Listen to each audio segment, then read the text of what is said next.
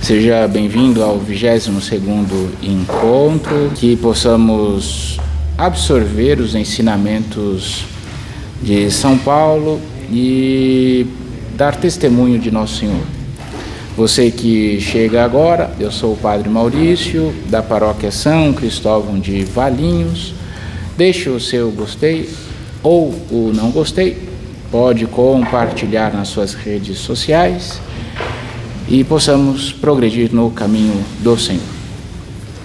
Vinde, Espírito Santo, enchei os corações dos vossos fiéis e acendei neles o fogo do vosso amor. Enviai o vosso Espírito e tudo será criado e renovareis a face da terra. Oremos. Deus, que instruístes os corações dos vossos fiéis com a luz do Espírito Santo, fazei que apreciemos retamente todas as coisas, segundo o mesmo Espírito, e gozemos sempre da sua consolação, por Cristo Senhor nosso. Amém. Em nome do Pai, do Filho e do Espírito Santo. Amém. Maria, sede da sabedoria, rogai por nós. Nós estamos no capítulo 10º da segunda carta de São Paulo aos Coríntios. Eu, Paulo, vos exorto pela mansidão e bondade de Cristo. Eu, tão humilde quando estou entre vós, e tão ousado para convosco quando ausente. Peço-vos que, quando estiver presente, não me veja obrigado a recorrer à severidade da qual pretendo usar com aqueles que julgam que temos procedido segundo a carne. De fato, embora vivendo na carne, não combatemos segundo a carne, pois as armas do nosso combate não são carnais. São armas poderosas aos olhos de Deus, capazes de derrubar fortalezas, destruir sofismas e todo orgulho intelectual que se levanta contra o conhecimento de Deus e capazes de subjugar todo pensamento para torná-lo obediente a Cristo.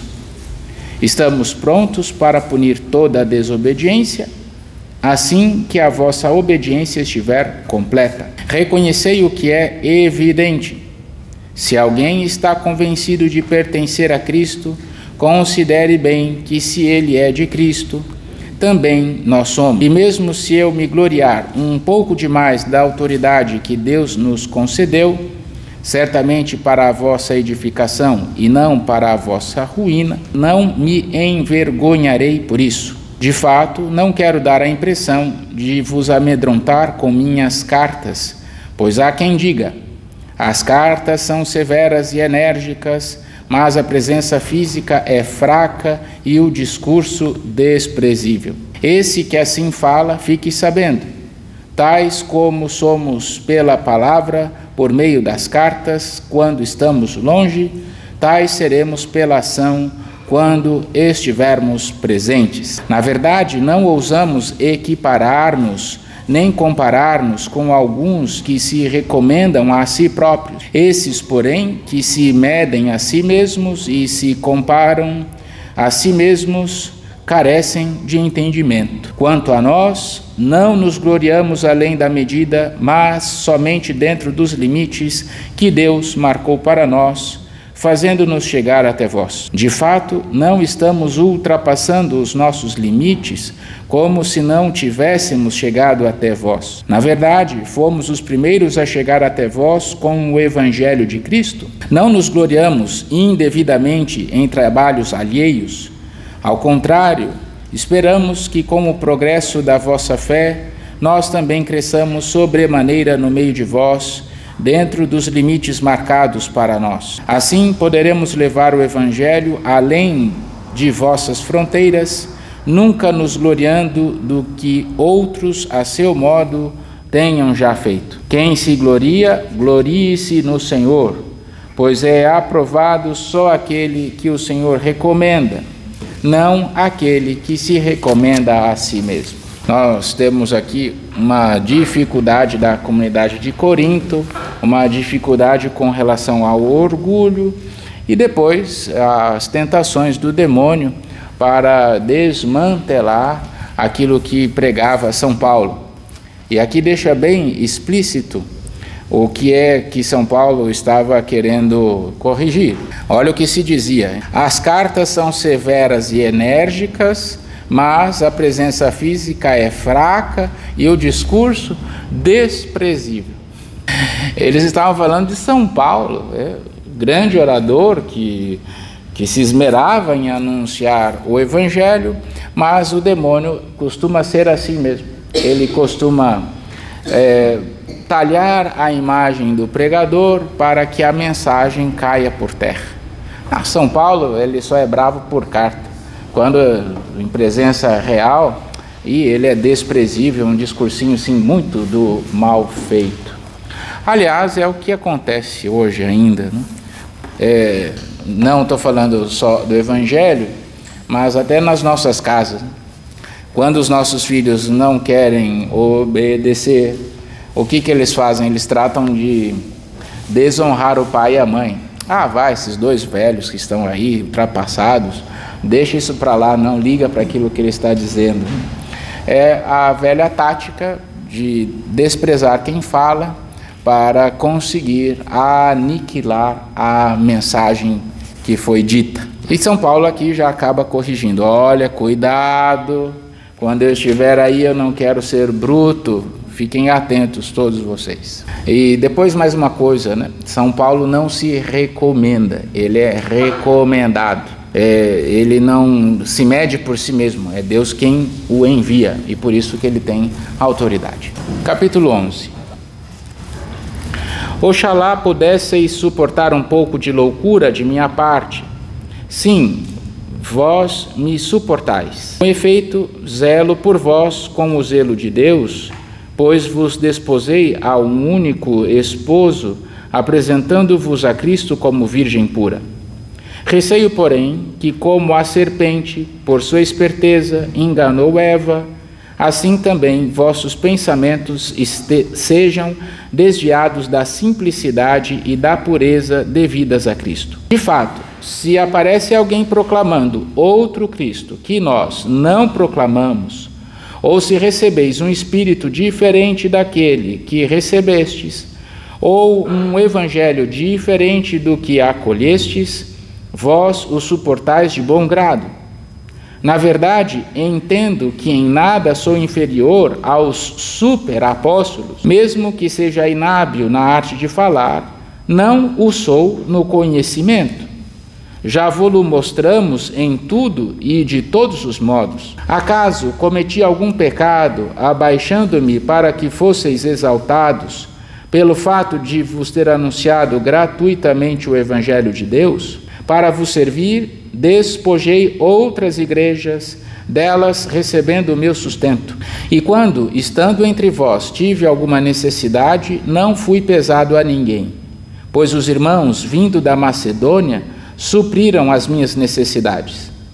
Em tudo cuidei e cuidarei ainda de não ser pesado a vós. Pela verdade de Cristo que está em mim, asseguro-vos que esta minha glória não me será tirada na província da Acaia. E por quê? Será porque não vos amo? Deus o sabe. Como tenho agido, continuarei agindo, a fim de não dar oportunidade aos que desejam igualar-se a nós pelos mesmos títulos de glória. Esses tais são falsos apóstolos, operários fraudulentos, disfarçados em apóstolos de Cristo, e não é de admirar, pois o próprio Satanás se disfarçou em anjo de luz. Portanto, não é de estranhar que também os seus servos se disfarcem em servos de justiça. O fim deles será conforme as suas obras. Então São Paulo está aqui alertando para os superapóstolos, aqueles que eram treinados na retórica, mas que não eram treinados no conteúdo. Pode ter uma boa retórica, mas se não for a mensagem que nós anunciamos, o evangelho que nós deixamos, não serve de nada. Versículo 16. Repito, ninguém me tenha como insensato, ou então aceitai-me, nem que seja como insensato, de modo que eu também possa gloriar-me um pouco. Que vou dizer não é segundo o Senhor que o direi, mas é como um louco que acredita ter algo de que se gloriar. Já que muitos se gloriam segundo a carne, eu também me gloriarei. Vós, que sois tão sensatos, suportais de bom grado os insensatos? De fato, suportais que vos escravizem, que vos devorem, que vos explorem, que vos tratem com arrogância, que vos batam no rosto? É vexame dizê-lo. Parece que nós é que fomos fracos. Aquilo que outros ousam, falo como insensato, eu também ouso. São hebreus? Eu também. São israelitas? Eu também. São descendência de Abraão? Eu também. São servos de Cristo? Como se estivesse fora de mim, digo, eu ainda mais. Muito mais do que eles pelos trabalhos, pelas prisões, por excessivos açoites. Muitas vezes em perigo de morte. 5 vezes recebi dos judeus 40 chicotadas menos uma. 3 vezes fui batido com varas, 1 vez apedrejado, 3 vezes naufraguei. Passei uma noite e um dia em alto mar. Fiz inúmeras viagens com perigos de rios, perigos de ladrões, perigos da parte dos meus compatriotas, perigo da parte dos pagãos, perigos na cidade, perigos em regiões desertas, perigos no mar, perigos por parte de falsos irmãos, trabalhos e fadigas, inúmeras vigílias, fome e sede, frequentes jejuns, frio e nudez, e sem falar de outras coisas, a minha preocupação de cada dia, a solicitude por todas as igrejas. Quem fraqueja, que eu também não fraqueje? Quem tropeça, que eu não me inflame? Se é preciso gloriar-se, é de minhas fraquezas que me gloriarei. O Deus e Pai do Senhor Jesus, Ele, que é bendito por toda a eternidade, sabe que não estou mentindo. Em Damasco, o governador do rei Aretas mandou pôr guardas em toda a cidade para me prender, mas por uma janela me desceram num cesto, muralha abaixo, e assim escapei de suas mãos. Olha, isso nós já parece que já nos é comum em outra carta, né? Todos os sofrimentos que passou São Paulo para o anúncio do Evangelho, e depois vem uma pessoa desprezando o discurso. Esse daí ele só escreve, falar que é bom nada. Bem, eu digo isso para confortar um pouco quando estamos evangelizando os nossos filhos. Eles vão desprezar, mas é por medo da verdade. E o nosso sofrimento será grande. E nós não podemos nos deixar levar. Algumas vezes aquelas pessoas que são levadas pela modernidade acabam fraquejando no anúncio do Evangelho. Ah, avó, bobagem, a senhora está muito retrógrada, o mundo mudou, não é mais assim, o que é isso? Isso daí é coisa do passado. E foi assim que a palavra de Deus e os costumes foram sendo distorcidos pelo desejo da novidade. Ah não, agora é mesmo, vamos abrir novidade, vamos abrir a nossa cabeça. Essa daqui já é uma piadinha que não é nem minha, mas que vocês conhecem, né? Aliás, é do Chesterton, foi um grande escritor, um filósofo, né? Escritor, jornalista, também estudioso inglês, Chesterton. Ele que dizia, olha, cuidado, que tem gente que tem a cabeça tão aberta que se tropeçar o cérebro cai para fora. É verdade. Devemos estar atentos para não ser levados por esses super apóstolos, por esses super argumentos. É a fidelidade, o amor a Jesus que fará com que não nos percamos nos sofismas, nesses super argumentos, e assim nos manteremos fiéis. Capítulo 12. Será preciso gloriar-se? Na verdade, não convém. No entanto, passarei a falar das visões e revelações do Senhor. Conheço um homem em Cristo que há 14 anos foi arrebatado até o terceiro céu. Se com o corpo ou sem o corpo, não sei, Deus sabe.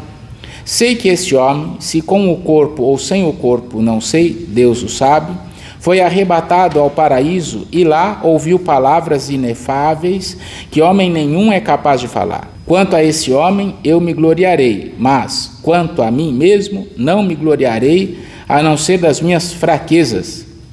No entanto, se eu quisesse gloriar-me, não seria insensato, pois só estaria dizendo a verdade, mas evito gloriar-me para que ninguém faça de mim uma ideia superior àquela que vê em mim ou ouve de mim. Para que pela grandeza das revelações eu não me enchesse de orgulho, foi-me dado um espinho na carne, um mensageiro de Satanás para me esbofetear, a fim de que eu não me torne orgulhoso. A esse respeito, roguei 3 vezes ao Senhor que o afastasse de mim.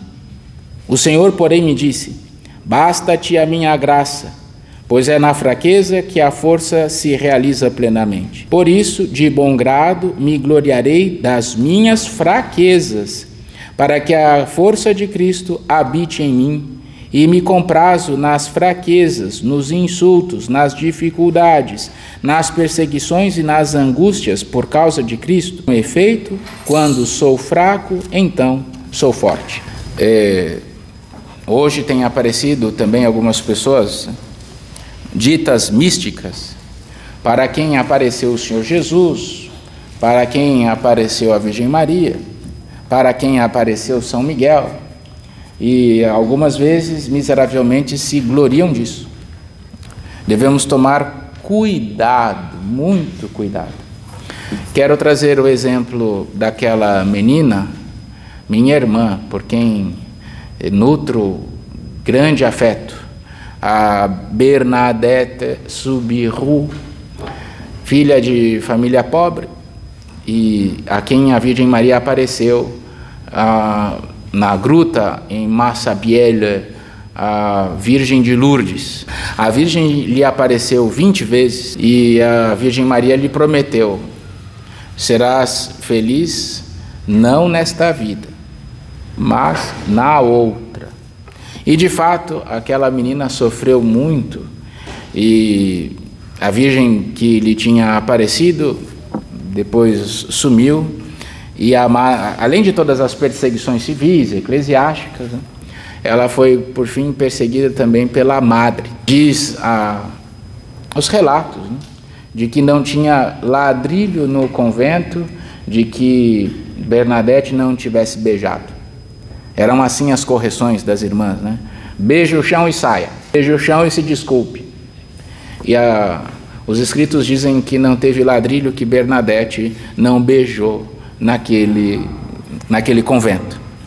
Então veja, a Bernadette se gloriava sempre da sua fraqueza, sempre dizendo: não, eu sou uma pobre. Numa ocasião, um dos teólogos perguntou: Bernadette, tantas meninas na França, sábias, ricas, melhores do que você, por que a Virgem Maria apareceu para você? Qual que é o teu diferencial? Ao que ela disse: é porque eu sou a menina mais miserável e mais pobre de toda a França. É por isso que a Virgem Maria apareceu para mim.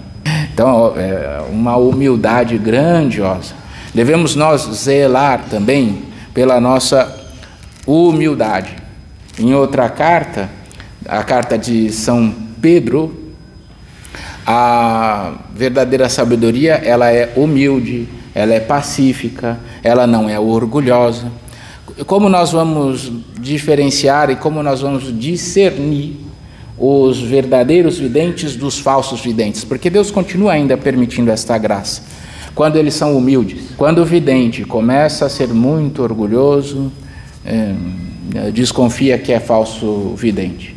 E é isso que São Paulo quer trazer: cuidado, essas pessoas que são arrebatadas.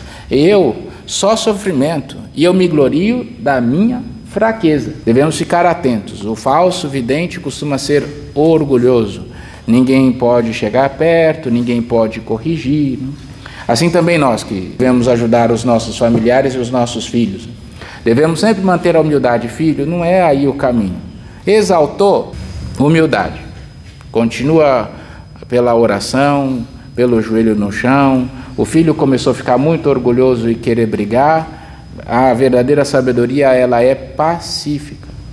Ela é humilde. Ó, filho, o caminho é esse. Você não quer, então fica tranquilo, eu vou rezar muito por você. É o caminho. O falso vidente é orgulhoso, hein? Devemos ficar um pouco atentos. Quem se gloria, glorie-se na sua fraqueza. Versículo 11. Tornei-me um insensato. Vós me obrigastes, pois vós é que deveríeis recomendar-me, já que em nada fui inferior aos superapóstolos, embora eu não seja nada. No meio de vós realizaram-se os sinais distintivos do verdadeiro apóstolo, constância a toda a prova, milagres e prodígios e manifestações de poder. Com efeito, em que ficastes inferiores às demais igrejas, a não ser no fato de eu, pessoalmente, não vos ter sido pesado, perdoai-me esta injustiça. Estou pronto para ir visitar-vos uma terceira vez e não vos serei pesado. De fato, não busco os vossos bens, busco somente a vós. Aliás, não são os filhos que devem ajuntar bens para os pais, mas sim os pais para os filhos. Quanto a mim, de muito boa vontade, gastarei o que for preciso e me gastarei inteiramente por vós. Será que amando-vos mais, sou por isso menos amado? Pois seja assim. Eu não fui pesado para vós, mas por ser hábil vos apanhei com destreza. Acaso vos explorei por algum daqueles que vos enviei? Insisti com Tito para que fosse visitar-vos, e com ele enviei o irmão que bem conheceis. Acaso Tito vos explorou? Não procedemos no mesmo espírito? Não seguimos as mesmas pegadas? Há muito tempo pensais que procuramos defender-nos diante de vós. Falamos diante de Deus, em Cristo, e tudo, caríssimos, para a vossa edificação. Pois receio que quando aí chegar, não vos encontre tais como vos desejo encontrar, e que eu me apresente a vós numa forma que vós não desejais. Receio que haja entre vós contendas, ciúmes, iras, disputas, maledicências, murmurações, insolências, desordens. Receio ainda que na minha próxima visita o meu Deus me humilhe a vosso respeito e eu tenha de chorar por causa de muitos que pecaram e ainda não se arrependeram da imundície, da libertinagem e da devassidão que cometeram. São Paulo está corrigindo a comunidade de Corinto, uma comunidade difícil, com muita gente também, e ele vai reconhecendo tudo que é humano no meio da comunidade. Receio que haja entre vós contendas, ciúmes, iras, disputas, maledicências, murmurações, insolências, desordens. Parece que esta é a igreja apostólica, hein? Que no nosso meio também há a mesmíssima coisa, né? E devemos ficar atentos. E mais uma vez, agora eu acho que é do Fulton Sheen a ideia de que um jovem foi dizer, né? Eu não entro na igreja católica não, porque tem muito hipócrita aí. Ao que ele respondeu: é verdade, está cheio de hipócritas, mas sempre tem espaço para mais um. É verdade, né? E devemos ficar atentos a isso, também nós, né? Então, não é porque é católico que está imune. Algumas pessoas se decepcionam quando vão adentrando na vida interior e vão adentrando cada vez mais na vida de comunidade, se escandaliza com os pecados, né? Com as imperfeições, né? E vai ter tudo isso: ciúmes, iras, disputas, maledicências, murmurações, e devemos nós ficarmos atentos, porque às vezes nós estaremos no meio disso, e devemos estar sempre atentos para também nós não cairmos na mesma circunstância. Então, aqueles que vierem à igreja e se assustarem, saiba que é mais ou menos assim. Veja, eu não quero que vocês fiquem com a impressão, né? Então não é para mudar, não é para fazer isso. Não, não é isso. É para não se escandalizar quando vê, porque haverá. Para não ficar preocupado com isso tudo. Capítulo 13. É a terceira vez que vou visitar-vos. Toda a questão será resolvida pela palavra de 2 ou 3 testemunhas. Já o disse, e como na minha segunda visita, hoje, estando ausente, o repito àqueles que há mais tempo caíram no pecado e a todos os outros. Se eu voltar, a ninguém pouparei, já que pedis uma prova de que Cristo fala em mim. Ele não é fraco a vosso respeito, mas pelo contrário, tem mostrado poder entre vós. Com efeito, ele foi crucificado em razão da fraqueza, mas está vivo pelo poder de Deus. Nós também somos fracos nele, mas pelo poder de Deus estaremos vivos com ele para vós. Examinai-vos bem para ver se estáis na fé, submetei-vos à prova. Acaso não reconheceis que Jesus Cristo está em vós, a menos que estejais reprovados? Quanto a nós, espero que reconhecereis que não estamos reprovados. Rogamos a Deus que não façais mal algum, não para aparecermos como aprovados, mas para que vós pratiqueis o bem e nós sejamos como que reprovados. De fato, não podemos nada contra a verdade, mas somente a favor da verdade. Alegramo-nos quando nós somos fracos e vós fortes, e é isto que pedimos em nossas orações, que vos torneis perfeitos. Por isso, escrevo estas coisas, estando ausente, para que, uma vez presente, não precise agir com severidade, fazendo valer a autoridade que o Senhor me deu para a edificação e não para a destruição. Enfim, irmãos, alegrai-vos, procurai a perfeição, encorajai-vos, tende o mesmo pensar, vivei em paz, e o Deus do amor e da paz estará convosco. Saudai-vos uns aos outros com um beijo santo. Todos os santos vos saúdam. A graça do Senhor Jesus Cristo, o amor de Deus e a comunhão do Espírito Santo estejam com todos vós. E assim concluímos a carta de São Paulo aos Coríntios. Bem, vamos retomar o nosso caminho. Nós começamos lá com a carta aos Tessalonicenses, que é o primeiro escrito do Novo Testamento, ali entre os anos 50 e 52. Nosso Senhor Jesus tinha morrido ali entre os anos 33 e 35. No ano 50 e 52 tínhamos a carta aos Tessalonicenses. Depois vieram as cartas aos Gálatas, que nós já lemos, falava sobre o batismo, que redime mais do que a lei. Depois lemos a primeira carta de São Paulo aos Coríntios, uma carta densa, cheia de orientações. Depois a segunda carta aos Coríntios, um pouco mais profunda, e o capítulo 10 adiante, uma carta um pouco mais de correção, para retornar ao caminho e à valorização dos ensinamentos e fugir desses instrumentos retóricos. E agora nós partiremos para a carta aos Romanos. A carta aos Romanos tem 16 capítulos. Capítulo 1, versículo 1. Paulo, servo de Cristo Jesus, chamado a ser apóstolo, separado para o Evangelho de Deus, que foi prometido por meio de seus profetas nas Sagradas Escrituras, a respeito de seu filho, o qual, segundo a carne, era descendente de Davi, mas, segundo o Espírito de santidade, foi constituído Filho de Deus com poder desde a ressurreição dos mortos, Jesus Cristo, nosso Senhor. Por ele recebemos a graça e o apostolado em vista da obediência da fé para a glória do seu nome entre todas as nações, dentre as quais também vós, eleitos de Jesus Cristo.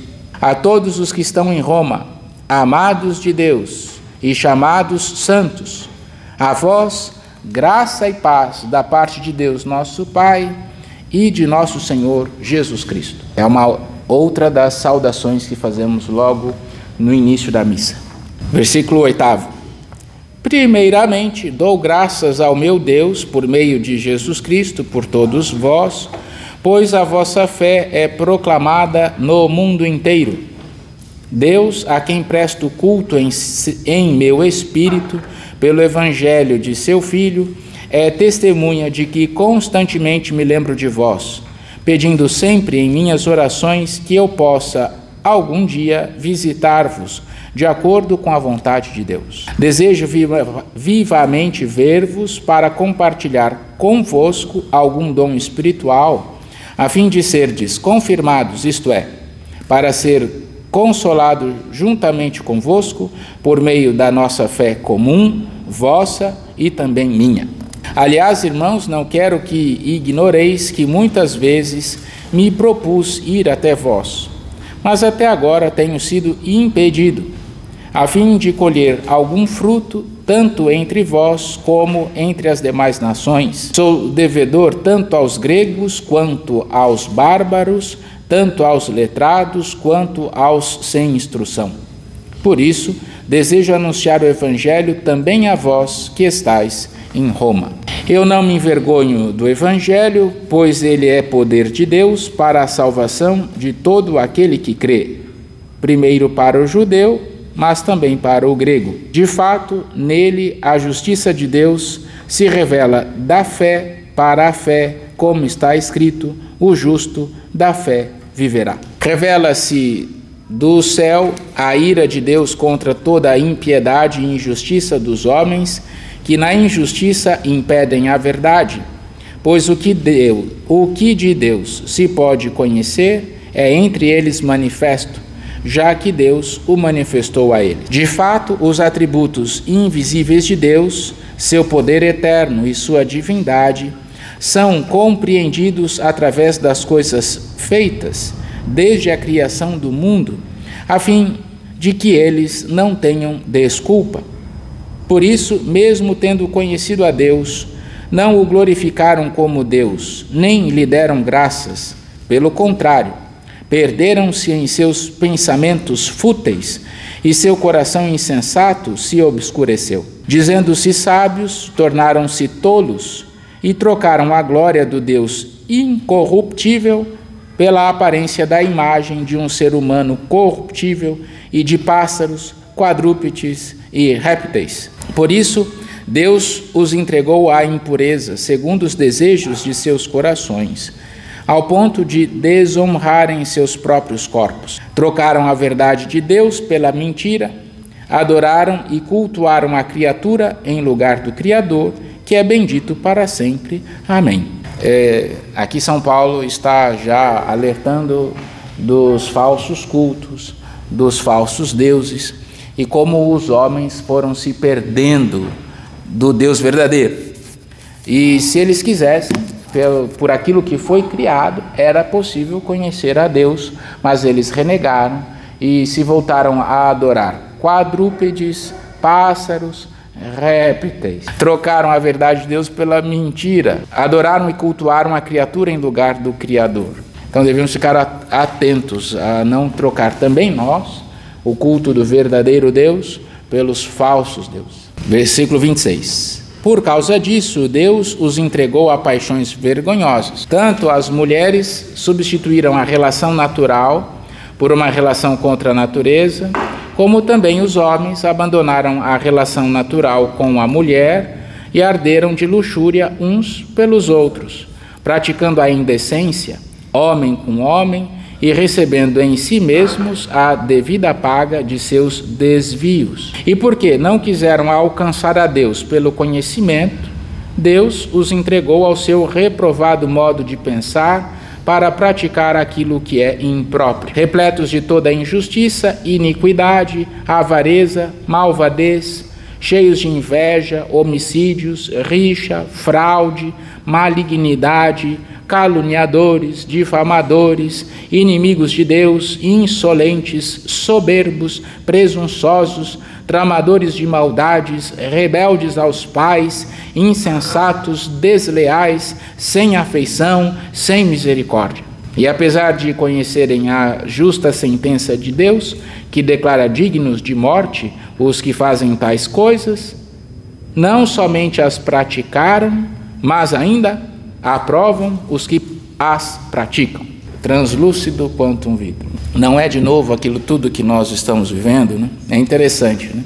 É verdade, quanto mais nós nos afastamos de Deus, mais nós nos aproximamos dos animais, né?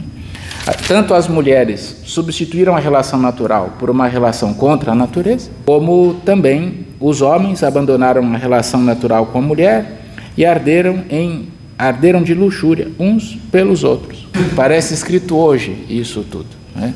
E de fato, eu não me lembro o nome da princesa. A ela Deus permitiu, eu vou pesquisar, depois eu digo o nome. A ela Deus permitiu que ela visse as almas do purgatório. E numa concepção assim um pouco mais aprofundada do purgatório, veja, são revelações particulares, a igreja nunca assumiu como revelação para toda a igreja. Ela via as almas do purgatório profundo, elas vinham para pedir que ela rezasse. E conforme ela ia rezando, Deus ia salvando aquelas almas que estavam no purgatório. E aquelas que pecaram muito gravemente, elas se pareciam com animais.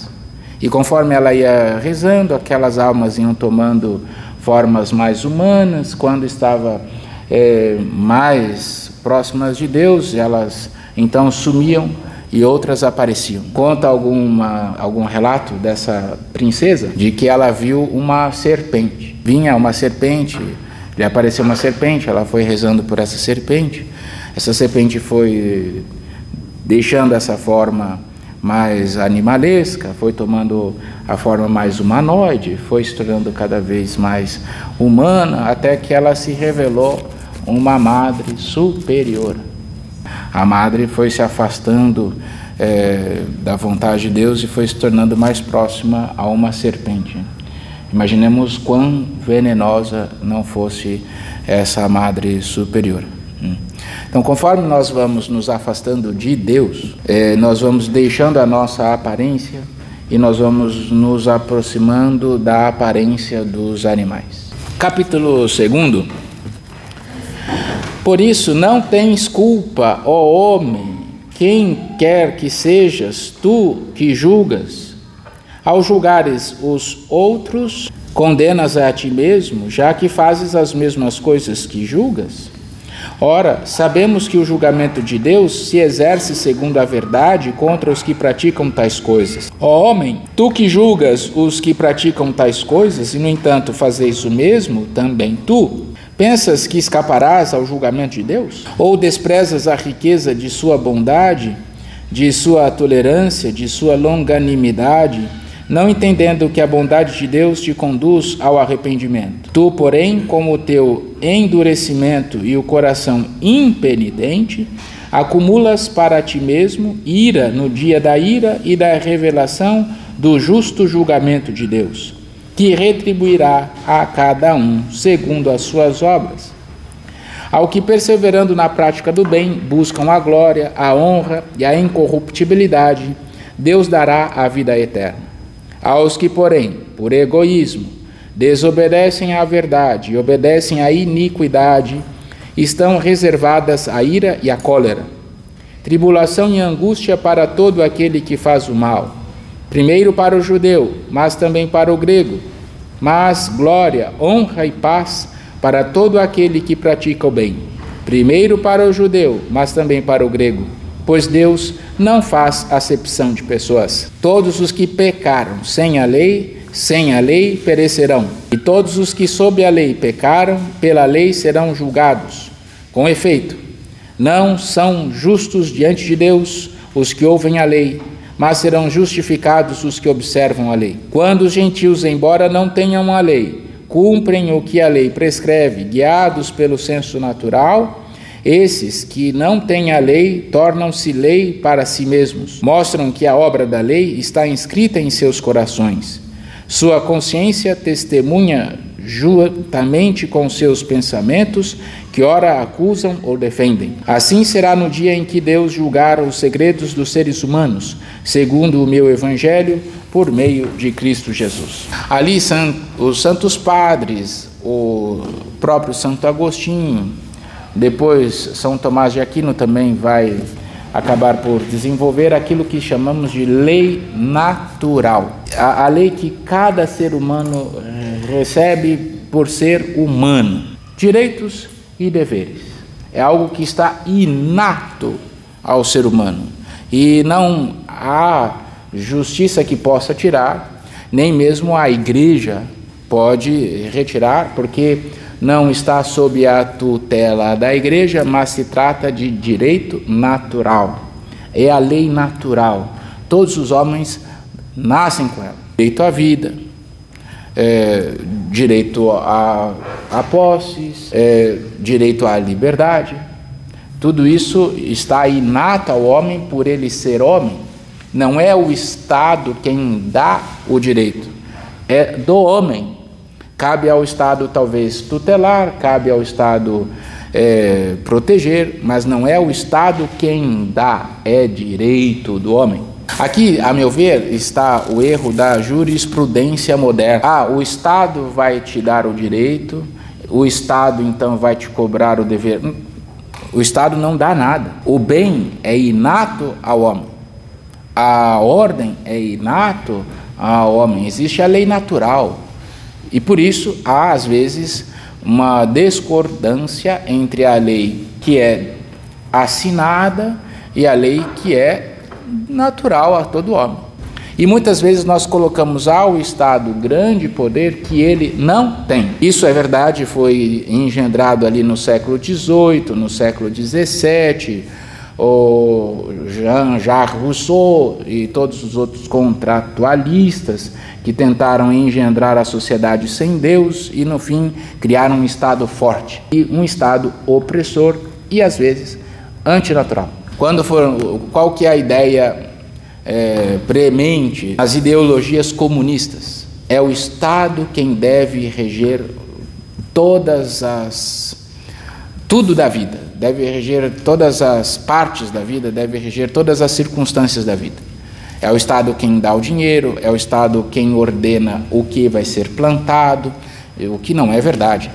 O indivíduo tem direito com os quais ele nasce, não são dados pelo Estado, é dele inato, o que nos faz pensar que o Estado vai de acordo com as pessoas e não as pessoas de acordo com o Estado. É o grande erro do Stalin, é o grande erro do Mussolini, é o grande erro de Cuba, é o grande erro de Nicarágua, é o que nós estamos vendo na Venezuela. A pessoa diz que protege o Estado, mas é ele quem governa o Estado. Devemos estar muito atentos. Nós temos direitos que nos são natos. E por esses direitos e com essas capacidades, podemos sim chegar a Deus. Aqueles que receberam a lei de Moisés devem obedecer à lei de Moisés, e aqueles que não receberam devem buscar a lei natural, e assim também poderão conhecer a Deus. Mas ninguém poderá dizer que não conseguiu conhecer a Deus. É isso que São Paulo está dizendo. Vamos terminar o capítulo 2 e aí, semana que vem, continuamos com o capítulo 3. Tu, porém, te chamas judeu e colocas na lei tua segurança e te vanglorias em Deus. Tu conheces sua bondade e sabes discernir o que é realmente importante, sendo instruído pela lei. Tu estás convencido de ser guia dos cegos, luz dos que se encontram nas trevas, instrutor de ignorantes, mestre dos simples, por teres na lei a expressão do conhecimento e da verdade. Como então ensinas aos outros e a ti mesmo não ensinas? Pregas que não se pode roubar e roubas? Dizes que não se pode cometer adultério e adulteras? Detesta os ídolos e, no entanto, roubas os templos? Tu que te vanglorias da lei, desonras a Deus pela transgressão da lei? De fato, como está escrito, O nome de Deus é blasfemado por vossa causa entre os gentios. Na verdade, a circuncisão é útil se cumpres a lei. Se, porém, és transgressor da lei, a tua circuncisão se torna incircuncisão. Se, portanto, a incircuncisão observar os preceitos da lei, sua incircuncisão não será considerada como circuncisão? E a incircuncisão, que por natureza cumpre a lei, te julgará a ti, que embora possuas a letra e a circuncisão, és transgressor da lei. Não é judeu quem o é exteriormente, nem é circuncisão a que é visível na carne, mas é judeu aquele que o é interiormente, e a circuncisão é a do coração, segundo o Espírito, e não segundo a letra, cujo louvor não provém dos homens, mas de Deus. Vejam, São Paulo já tinha ultrapassado as dificuldades com os judeus, São Paulo já tinha passado pelas dificuldades e por saber, para ser cristão é preciso ser judeu antes, ou basta o batismo. Tudo isso já estava mais ou menos solidificado. Escrevendo para os romanos, cidade na qual havia um grande número de judeus, São Paulo já vai tratando da lei natural como norma para todo ser humano e também lembrando aos judeus que a circuncisão da carne não adianta nada se for incircunciso de coração. E aquele que é circunciso de coração, mesmo que não tenha a circuncisão da carne, esse obedece à lei, mesmo que não tenha obedecido à lei na carne, porque é o Espírito quem vivifica. São Paulo já está olhando para as dificuldades e São Paulo já está resolvendo antes de ser questionado. Vamos rezar a nossa Mãe Maria, que ela possa interceder por todos nós. Ave Maria, cheia de graça, o Senhor é convosco, bendita sois vós entre as mulheres, bendito é o fruto do vosso ventre, Jesus. Santa Maria, Mãe de Deus, rogai por nós, pecadores, agora e na hora de nossa morte. Amém. Permitam-me conceder a minha bênção. O Senhor esteja convosco. Ele está no meio de nós. Abençoe-vos Deus Todo-Poderoso, Pai e Filho e Espírito Santo. Amém.